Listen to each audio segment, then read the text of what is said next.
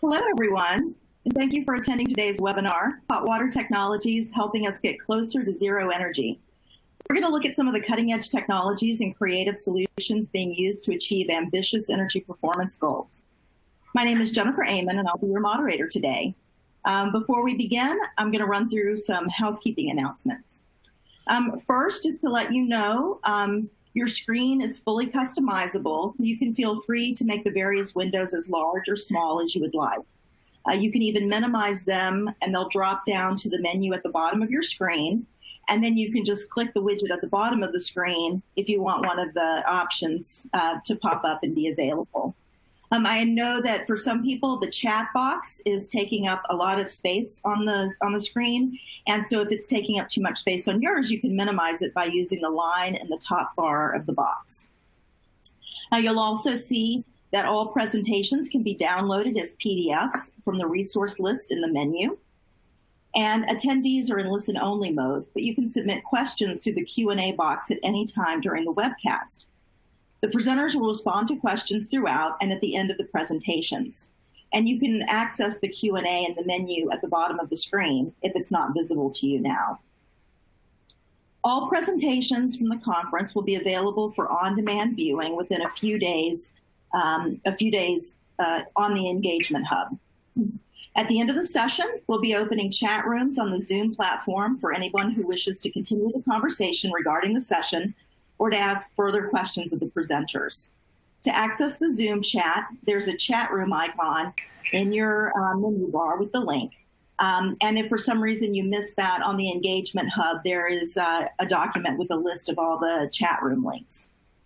Once our session and chat are over, I encourage you to join us for some fun at our Shameless Commerce session.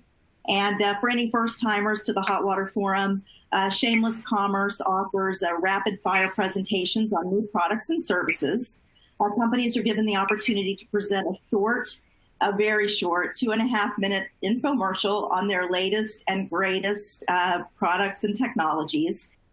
And then the audience gets to judge which is the best pitch. So we always have a good time with that one. You can register to join us on Shameless Commerce through the Engagement Hub platform. And anybody who last minute decides you want to try to pitch your tech, we would love to hear from you, and there are still some slots open. You can contact Hannah Bastian, that's H. Bastian, HBASTIAN at acEEE.org. On behalf of ACEEE, we wish to first recognize and thank our sponsors for this event. Our platinum sponsors are Ream and A.O. Smith, longtime supporters of the conference. And our silver sponsors are Bradford White, Green Power EMC and Jackson EMC, the Northwest Energy Efficiency Alliance, and Southern California Gas. So before turning to our speakers, for a deeper dive on a couple of the technologies that are helping us get to these high performance levels, I'm just going to run through a quick look at some of the promising technologies that are being deployed to achieve zero energy and zero carbon performance. We'll hear about many of these throughout the course of the conference, but since we did have to condense the content a bit, I thought it might be helpful just to run through a list of some of what ACEEE has seen in our work, and look at some ideas that you might think about as you pursue your work, and then we'll take a deep dive on the technologies that our presenters are working on. So as you can see from this slide, I just went through some of the work that we've done and the projects that we've been looking at in terms of zero and carbon building, and pulled together some of the technologies in terms of those actually used to generate hot water, those for hot water distribution, and for heat recovery. Of course, no surprise, we have some that are cross-cutting across building sectors, primarily heat pump water heaters. We're seeing a lot of work, and I know we're hearing a lot on the conference this week and next on alternative refrigerants and refrigerant-free heat pump units, grid-enabled, PV-assisted systems, split systems, grid-enabled water heaters of all types, combi and tankless systems, I think we're hearing quite a bit about, as well as smart controls and the opportunities there. In hot water distribution, everything from structured plumbing and low flow fixtures to thermostatic shutoff valves, efficient appliances, recirculation systems, and in heat recovery, drain water heat recovery across all sectors, chiller system waste heat, something we'll be hearing about in our session today, dish machine heat recovery in commercial kitchens, and sewer line heat recovery. And we had a little bit of back and forth about whether this was one that really counted, but we've been really impressed with the retrofit, the zero energy retrofit of the American Geophysical Union building in Washington, D.C., where they put in a novel system to do heat recovery from the sewer line run below the building. So we thought we would throw that one in there as an interesting thing that maybe not everybody's heard about. I also wanted to just provide some resources. These are some of the go-to organizations and labs that are doing a lot of work, particularly on water heating and zero energy and zero carbon buildings. So I wanted to have these in the mix so that you can follow up as you do more research, and if you want to dig in on more details on technology developments, field studies, and so forth. But now, without further ado, I'm going to turn it over from myself, and we'll go on to our first speaker. But one thing I would say, if you look at our, as you're looking through the list that I put together, if you have other ideas, things that are missing, things that you're using in your work, please shoot me a note and let me know, because we are always looking to expand our catalog of water heating solutions. So now I'm going to introduce our distinguished speakers. Today you'll be hearing from Richard Furman of New Energy Technologies and Michael Inverter, the founder of Sundrum Solar. So Richard is our first speaker.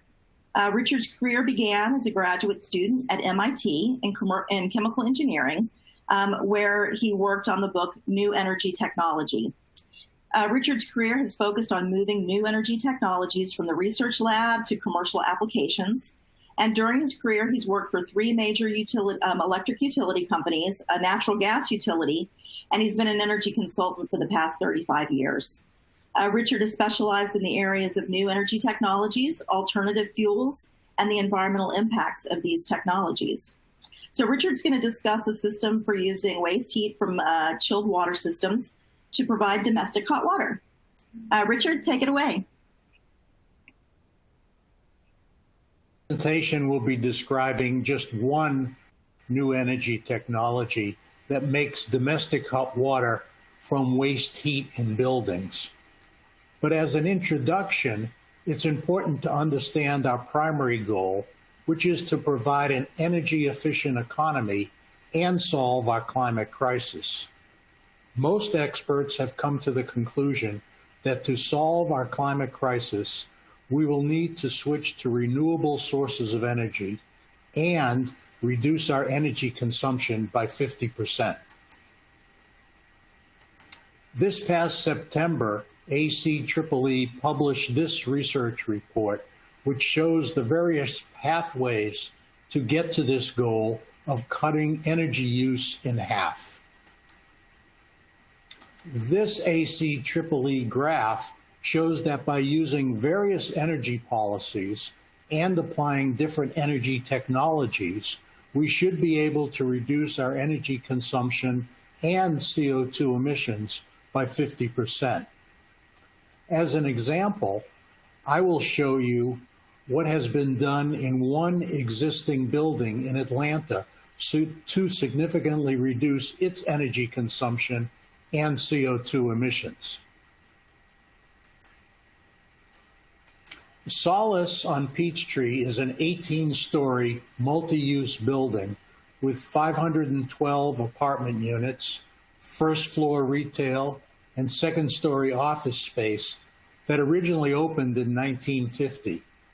The new owners asked me to reduce the building's energy consumption.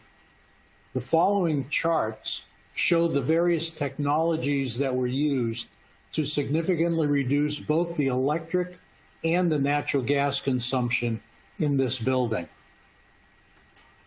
This chart shows that by retrofitting LED lighting in all of the common areas and the parking garages, it was possible to reduce the amount of electricity for lighting in these areas by 74%.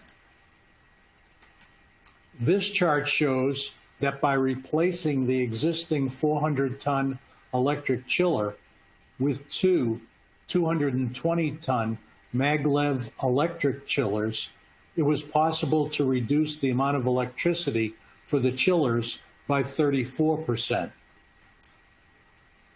This is a photo of the two 220-ton maglev chillers during the installation at Solace. Maglev chillers use magnetically levitated shafts between the electric motors and the compressors to reduce friction and significantly improve efficiency.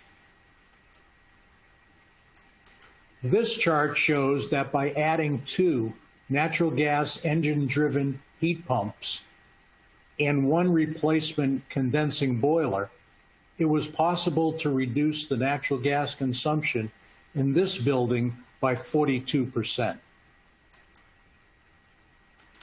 This photo shows the two Ilios natural gas engine-driven chiller heaters after installation at Solace.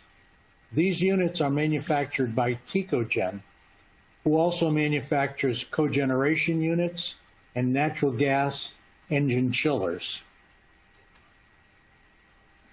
This drawing shows the Ilios heat pump simultaneously producing both chilled water for building cooling and domestic hot water. The building heat that is extracted by the heat pump is combined with the engine heat to produce the domestic hot water. The Ilios unit makes use of two waste heat sources to produce the domestic hot water. The Ilios unit can also be used to provide space heating hot water. Tecogen makes another version of this technology, which uses outside air as the source of heat instead of the building's chilled water. This figure shows the basic components of the natural gas engine-driven heat pump. The natural gas engine drives the compressor of the vapor compression cycle to move heat from a low temperature source to a higher temperature. The advantage of using a natural gas engine versus an electric motor is that the heat from the engine coolant, the engine oil, and the exhaust gases are all recovered and added to the heat from the condenser of the heat pump cycle. This high-grade recovered engine waste heat, when added to the lower-grade refrigerant cycle waste heat, can help boost the outlet water temperature of the heat pump, allowing for lower refrigeration discharge pressures at a given hot water outlet temperature. This allows for higher refrigeration cycle efficiencies compared to an electric motor-driven heat pump, which only has the refrigeration cycle waste heat, and therefore discharge pressures must be elevated to achieve reasonable hot outlet temperatures from the heat pump. It is important to understand the differences in efficiency between a boiler and a heat pump. A boiler creates heat by the combustion of fuel and is limited to an efficiency of less than 100%. A heat pump does not make heat, but instead it is designed to move heat from a low temperature source to a higher temperature using the vapor compression cycle. Heat pumps have the potential of moving more heat than the energy that is consumed in the process. The term coefficient of performance, abbreviated COP, is used to define the heat pump efficiency. If a boiler has an efficiency of 85%, then it would have a COP of 0.85. And an electric resistance heater having an efficiency of 100% would have a COP of 1.0. It is important to note that the COP of any electric motor-driven heat pump is normally presented in terms of the site COP. This means that it does not take into account the efficiency of the power plant that produced the electricity.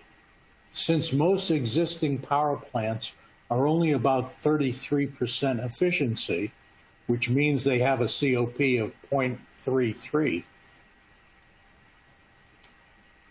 it is necessary to multiply the electric heat pump efficiency by the power plant efficiency to get the actual source COP. The COP of the Ilios units are, in fact, the source COP because it contains the power plant, which is the engine, as part of the equipment. Therefore, it is important to compare both COPs in terms of the source COP. What are ultimately important are the amount of energy consumed and the amount of CO2 emitted. So from this chart, we can see that we need to multiply the power plant COP of 0.33 times the heat pump COP of 4 to get a source COP for the electric heat pump of 1.3. We can then compare that to the source COP of the engine-driven heat pump of 3.1, and we can see the significant energy improvement and reduction in CO2 emissions.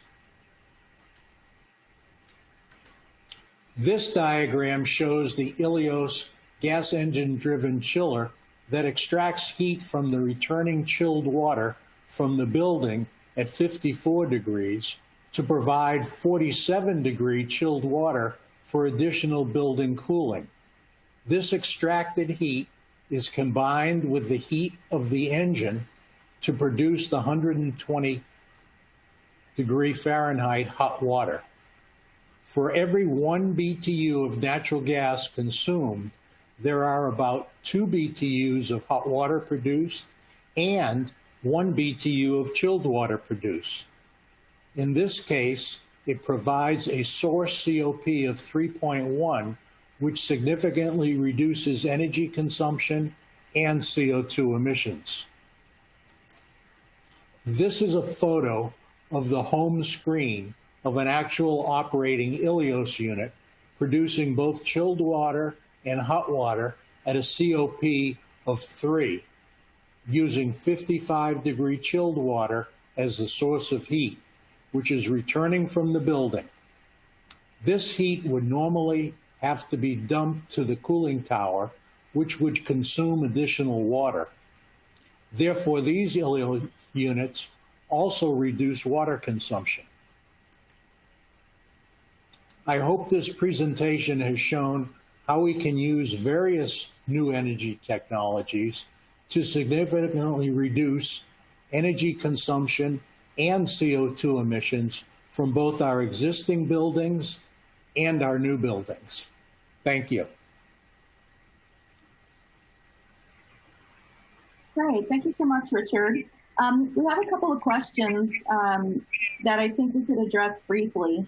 Both come from Abby Bacon of EPA, and she was wondering why you wouldn't also include any gas pipeline leakage to offset, to account for that extra energy loss, just as you do with the electricity system. And also just notes that this assumes that electricity is and will always be generated by combustion sources. So if you could maybe take a couple minutes to address those questions, and then we can turn it over to Michael. Yeah, it is important to note that in order to reach our goal, which most people are hoping that we can reach by 2050 or 2070 of zero CO2 emissions, net zero CO2 emissions, it's going to take a while to make that transition. The equipment life for most of these types of equipment, like chillers and heat recovery chillers, is 20 to 25 years. So we can go through the entire lifespan of this equipment before we actually get to net zero and get to our total system being on renewable energy. So we're going to need natural gas as a transition fuel. It has a much lower CO2 emission than using something like coal. So I look at this as a transition period. For the next 20 to 25 years, we're going to be transitioning our power generation over to renewable energy. In that time period, we can still be using up the total useful life of 20 or 25 years with this much more efficient, lower emitting CO2 technology by using natural gas, and doing it in a much more efficient way by having a high COP and emitting much less CO2. So it's a transition fuel to get us to the goal that we're ultimately moving towards. All right. Thank you, Richard. My guess is this will be something we can carry on in our Q&A and our discussion session in the chat after the session. So I'm going to turn it over to our next speaker, Michael Intreri. Michael founded Sundrum Solar in 2008. His passion for solar energy solutions began in the 1970s when he was working with his father to capture solar thermal energy. Michael has a range of experience with solar thermal heating, cooling, and electrical solar systems. Taking up the challenge to develop a solution to maximize total solar energy capture, he developed the intellectual property for Sundrum Solar's hybrid technology, which with the technology's achievements include the current solar efficiency record at 86%, the 2017 AEE International Innovation Award, the largest hybrid solar array in the U.S. at 3.8 megawatts, and the 2019 Top 10 Renewable Energy Solution Provider. Michael obtained his Bachelor of Science in Engineering from the University of Central Florida and holds a number of hybrid solar patents. Michael's going to present a unique combination of solar PV and solar thermal water heating. Take it away, Michael. Jennifer, thank you. Richard, thank you also. So they asked me to present one of the solutions that we have where we're providing 100% of the home's energy needs. That means the solar solution is providing all of the electricity. It's providing all of the cooling and all of the heating. And this is in the backdrop of solar energy has not been known to be capable of providing that. It's usually been able to supplement, and you've needed to have an auxiliary cooler or an auxiliary heater to be able to make up for the times when solar energy was not available.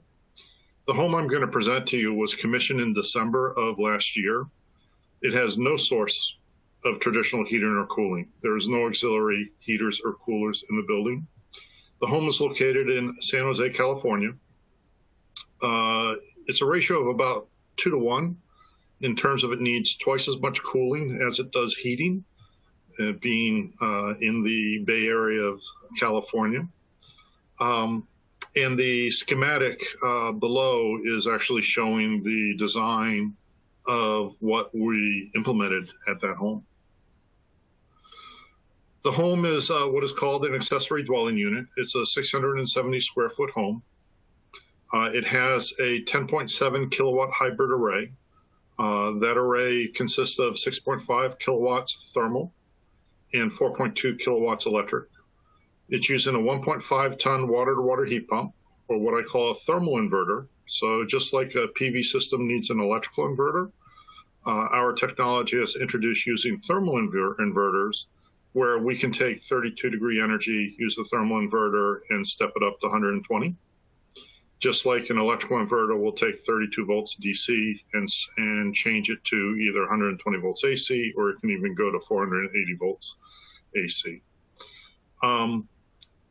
Unique to our solution, or one of the problems solar has, is so you provide the best heating when the sun's out and you have most thermal energy, and we provide the best cooling at night when we can reject the thermal energy through the solar panels to both the night sky and outer space.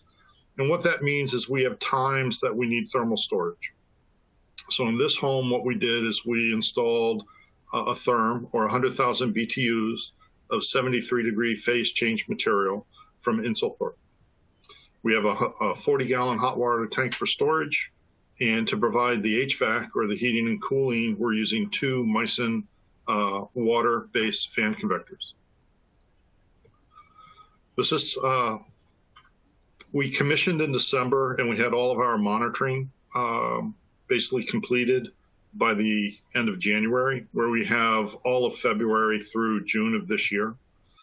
So we have both heating season and also cooling seasons. During that period, the system has met all the energy needs, achieving net zero status. The largest issue is that we learned that we needed to overshoot the phase change material. Basically for heating, we had to heat the home to 75 degrees to fully charge that phase change material to last through the night. And when we're cooling, we need to discharge that phase change material to 71 degrees to keep the home comfortable through the day.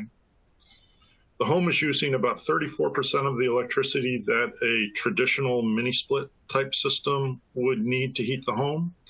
And we're using 21% of the electricity that a traditional mini split or cooling system would be required to cool the home. And it's really by having the advent of on-site solar energy in both available for heating, electricity, and cooling to be able to do that. Basically, when we look at this solution in terms of a 25-year cost of ownership model, a traditional system would cost about $113,000 for the homeowner to heat and cool their home, provide hot water, and we've reduced that to $9,000. And basically, the cost of the system is around $30,000, so it's slowly reducing the cost of the system over the 25 years, where a traditional system just costs every year. So in terms of the advantages of the solution that it provides, is your typical PV system only takes the solar power in, and solar energy is significant. The PV panel converts at least 90% of the solar energy. It gives up most of that as heat losses. Only about 20% is converted to electricity. What we do is by adding our thermal collector to the back of commercially available PV panels, we give a way to collect that thermal energy, at the same time cooling the PV panel so you can get more electricity.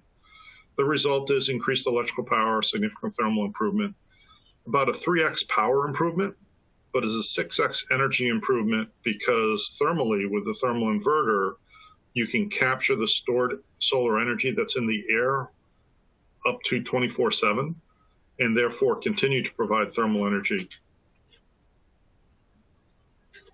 This is a pictorial graphic of how you can use the array to both collect thermal energy using the heat pump to convert it to usable temperatures, but you can also use the array to reject it as a large cooling tower at night only. Well, or at night, or basically the rule is the array has to be less than 100 degrees for us to accommodate this at acceptable COPs.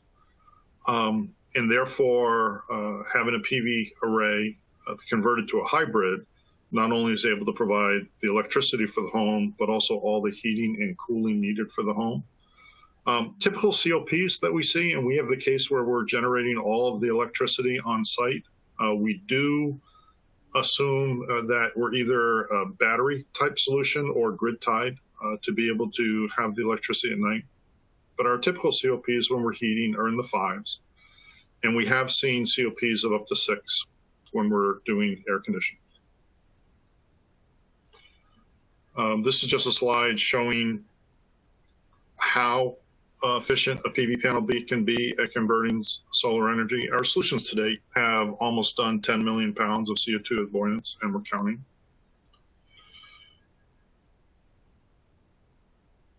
I wanted to show just briefly is, so the system that we just talked about is a 10 kilowatt system.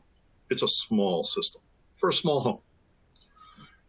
The system that I'm showing you right now is a quarter megawatt or 343 kilowatt array. This is for volume domestic hot water heating and electric production. And the demonstration here is the technology that I'm describing can not only be used small and in isolated cases for to provide 100% of a home's heating, cooling, and electricity needs, but it can also be used large scale and commercial to provide volume heating. And this system has provided over 11,000 decatherms of heating savings over its life. And with that, I'll open it for questions. Great. Thank you so much, Michael. And thank you to Richard. So we're now open the floor for questions from the audience. If you have a question, please submit it through the Q&A tool at the bottom of your screen. And I can direct those questions to our speakers as appropriate.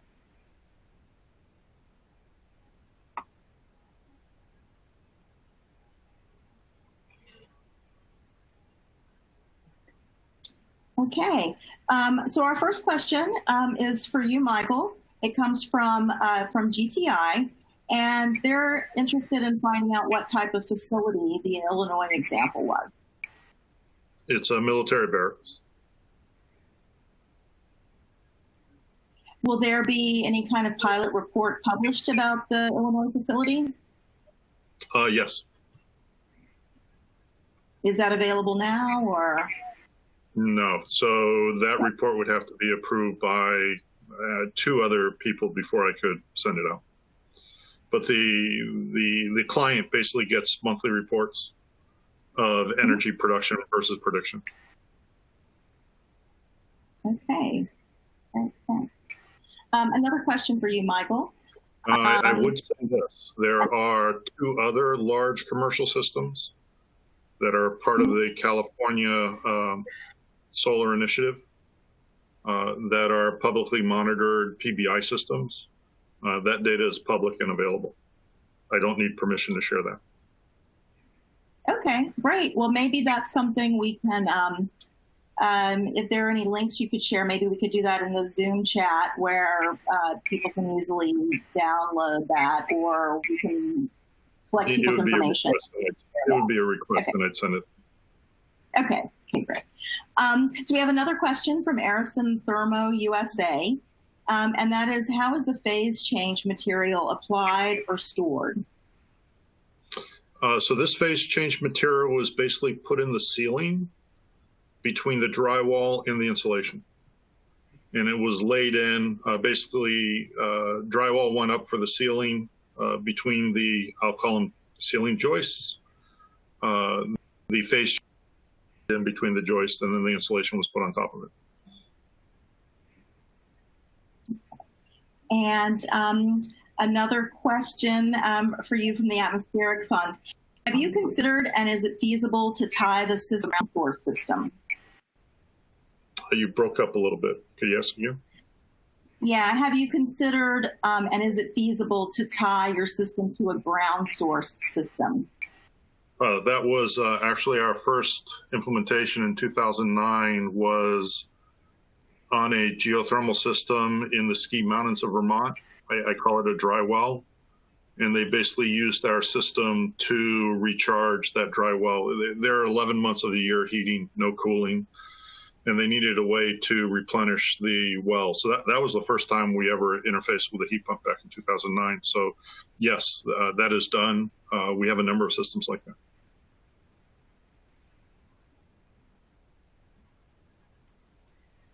And then another question from Lisa Heck and Associates. And she's asking if your thermal inversion is accomplished using a heat pump, and have you done a 100% solar home installation outside of California? We use a standard water-to-water heat pump, most commonly used in geothermal systems. You could look at us as it's where you're getting the thermal energy from, right? And in terms of our 100% solutions that the one in Washington, D.C. is we're working to get it to 100%. I think our last recording, we were at 93% of that home. That's a larger home. It's over 4,000 square feet. So in terms of where we are implemented, and by design, there is no traditional heating source in that home. I usually use the term, we need to be south of the Mason-Dixon, or we need to be tied with a geothermal field. There is in paper, or we've been spec'd in and designed into homes in New York that will be no fossil fuel source. And with the geothermal field, PV, and our own solution, will be 100% of the heating and cooling for that. The thing that I should probably mention is when the array drops below 32 degrees, we don't like the COPs that the heat pump provide at that point. So we typically want a thermal storage, or we want to be able to access a geothermal field or bore field to be able to continue to provide good COPs to the client for both heating and cooling. So David Villarreal from Natural Resources Canada has a question for Richard. He says, you demonstrated the COP of the Ilios system. What is the total thermal energy efficiency of the tri-generation system? It is not a tri-generation system.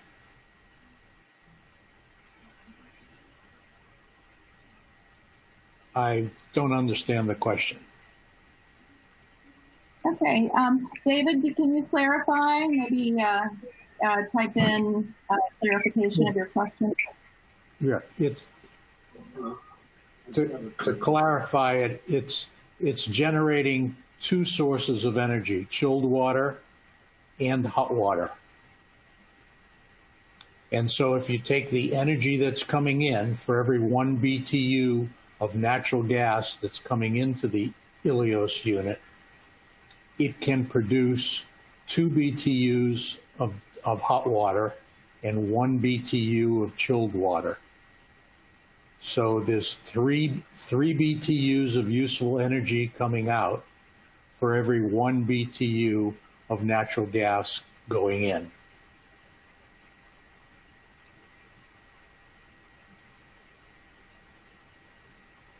Okay, I think that gets to it. He was asking what the thermal efficiency is, not the COP.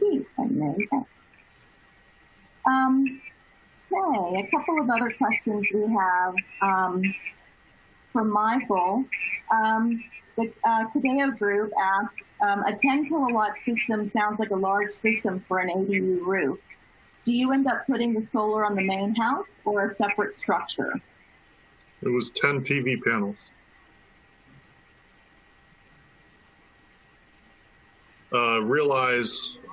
So the PV panels used in this case, I think they were around 360 or 375 watts. No, it was a 12 PV panel array. So a typical PV panel today is around 360 watts. It's slightly over a meter square. It's about 1.2 meters square. And that let's use 360. That 360 watt PV panel, we typically put an 800 watt thermal panel behind it. So you have a combined wattage of 11,000, of over 11,000 watts. And really it gets to the amount of energy the sun can provide. So the sun can provide 1,000 watts per meter square. And if I can convert 86% of it, which we've demonstrated, then a small area can produce a lot of energy. And that's very common with our systems, where thermally we can provide a lot of thermal energy from a very small area.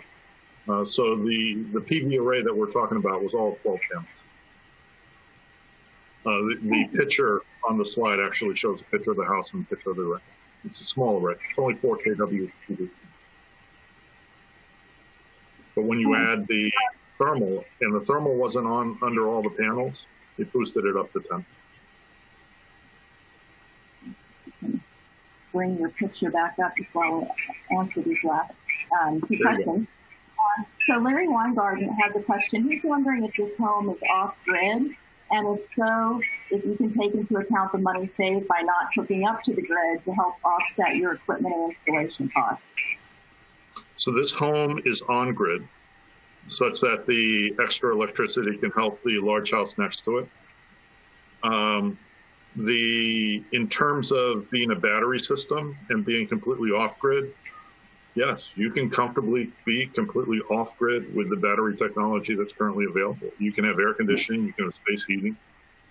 You can have a very comfortable setup and a completely off-grid. It is still cheaper to be grid-tied. And I'll stay away from storage and battery lifetime. That's an evolving technology.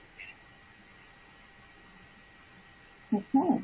So I'm going to run through a few more questions for you, Michael, and then we have another question for Richard, so we can go back to that. Chris Hayden from EMAX asked, what % increase in electricity production can we see by cooling the solar panel using the thermal panel that is behind? The thing I tell customers in terms of what they can take to the bank is about 4%.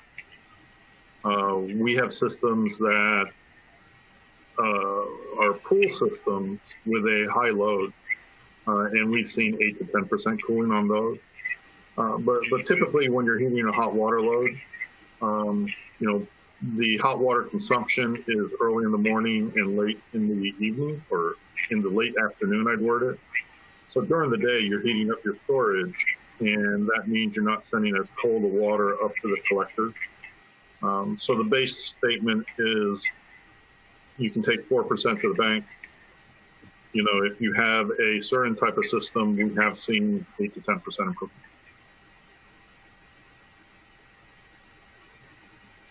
All right. And now another question from Arison Fermo. Cool the phase material. In other words, how does the heat transfer occur? It's mostly radiation. In terms of, we're behind the drywall, right? So basically, just like you have a radiant floor, or you can have radiant ceiling, heating and cooling, the phase change material is basically acting like a radiant ceiling for either heating or cooling. There are fans in the fan convectors themselves. Help us to keep the air circulated such that we can successfully charge and discharge the phase change material.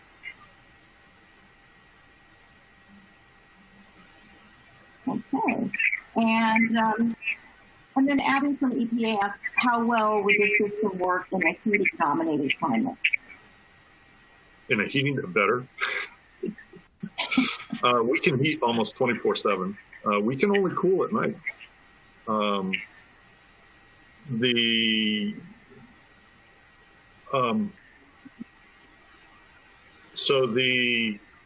Probably the caution that I have is, it's if I'm coupling with geothermal, then we can start talking 100%, or couple with other sources. We're doing a system in Alaska, and we've done systems in Alberta, Canada.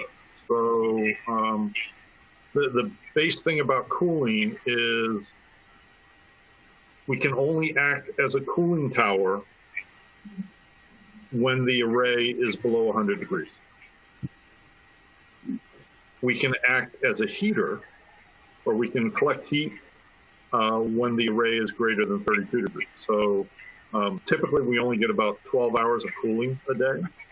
So, but for heating, except for the dead of winter, we can do it 24/7. So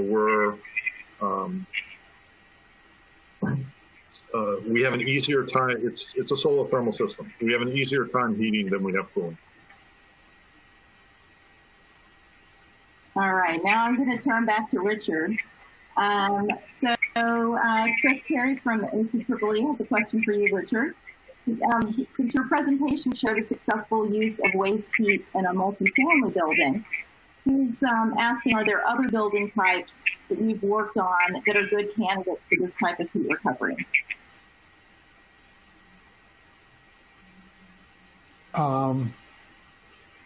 I've worked primarily in the commercial industrial space, but I remember a long time ago there were heat recovery units off of air conditioning units, off of the condenser, where you'd recover heat off of the condenser of a conventional DX air conditioning unit at a home and produce domestic hot water.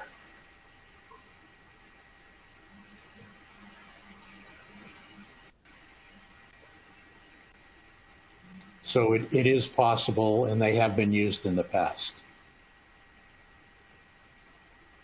Okay. And now back to Michael. Here's another question from Lisa Hecht and Associates.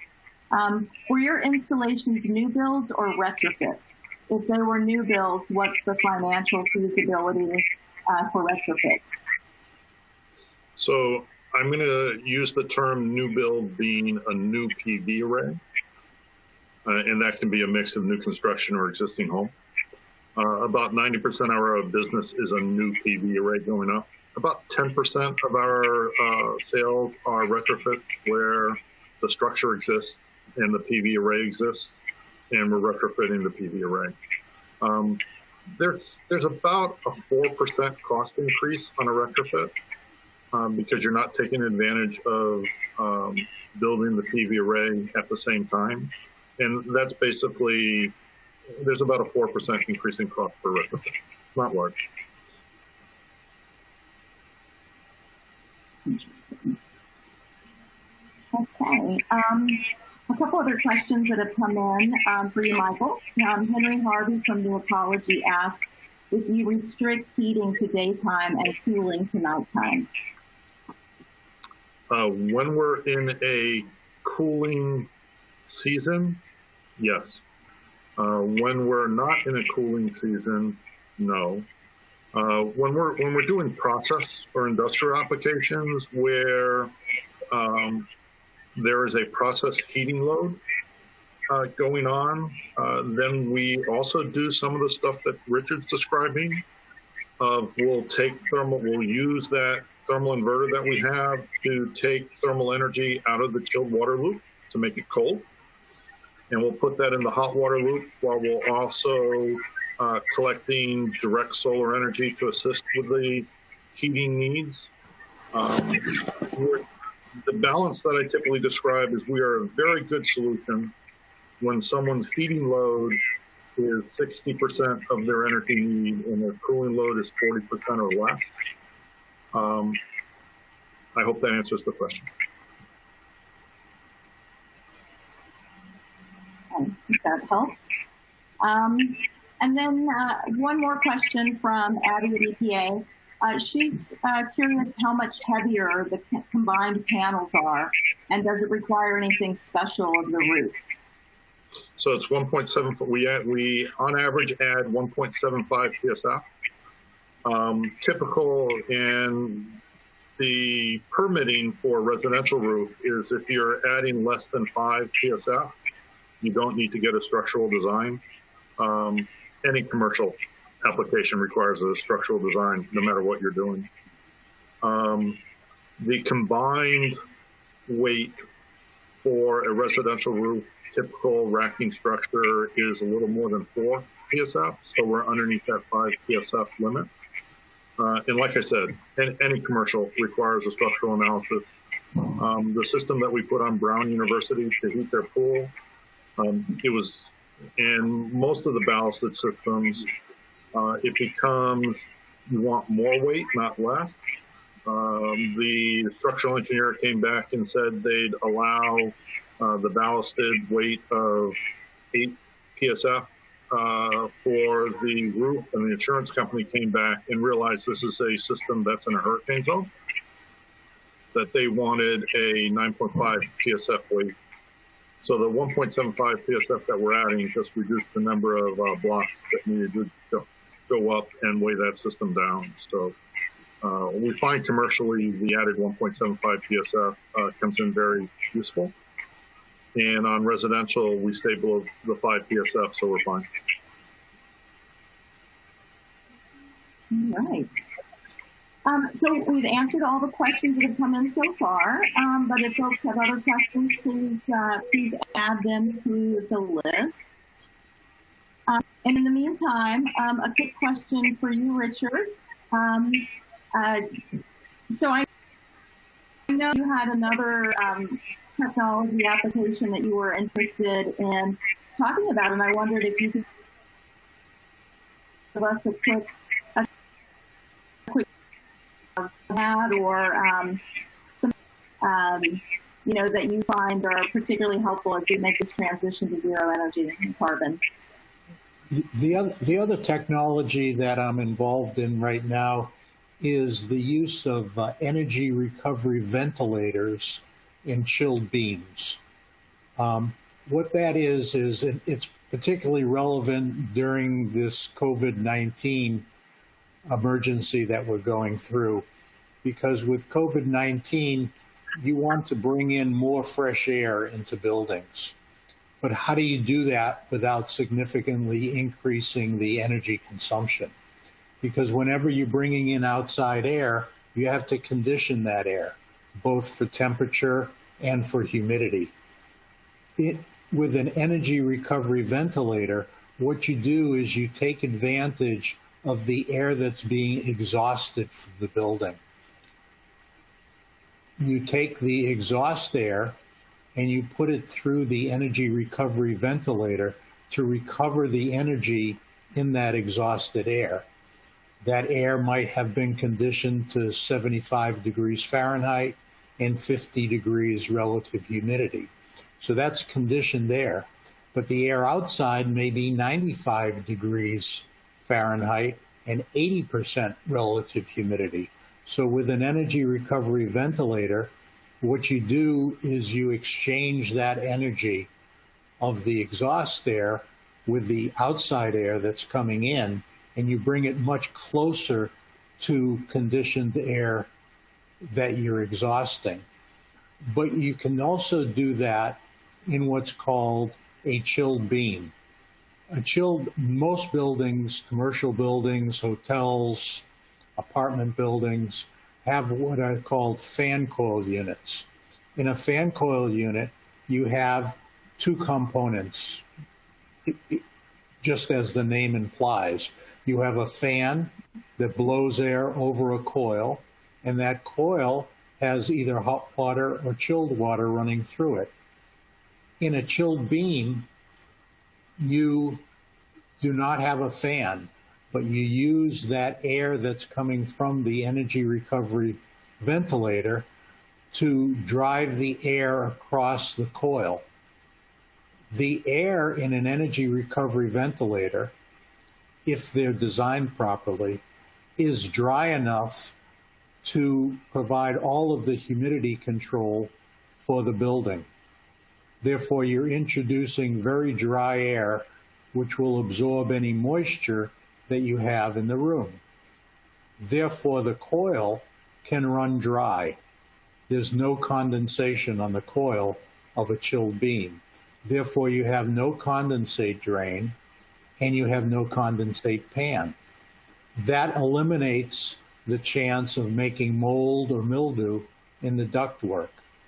So what you do with an energy recovery ventilator and a chilled beam is you solve the problem of bringing in more fresh air, so you have a cleaner environment, you have better humidity control, and you have no chance of creating mold or mildew in the environment.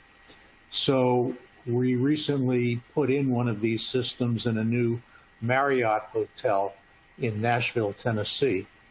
And it's been open since December of last year. And it uses this technology of both an energy recovery ventilator on the roof and chilled beams in the individual rooms.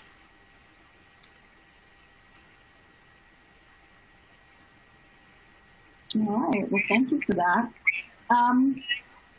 Let's see. One more question I would have for Michael. So, Michael, you presented an example of your technology in a in the small home, and also how it could be scaled up for large commercial properties like the dormitory. But I was wondering if there are particular considerations or challenges that are different for more of a typical home and projects in, homes of more the average size. I would typically say homes are harder than commercial as a larger system.